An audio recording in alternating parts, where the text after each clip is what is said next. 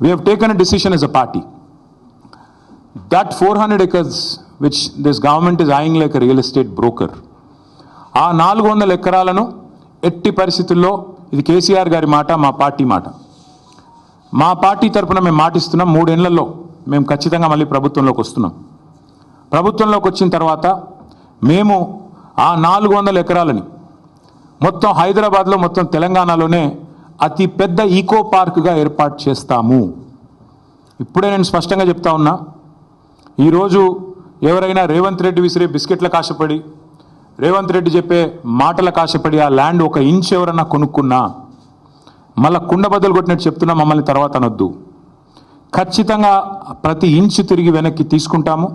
ఒక అద్భుతమైన eco park, ఎట్లా అయితే ఒక సెంట్రల్ పార్క్ ఉంటుందో మన్హాటన్లో, ఆ స్థాయిలో ఒక అద్భుతమైన ఈకో పార్కును హైదరాబాద్ ప్రజలకి గిఫ్ట్గా అందిస్తాము.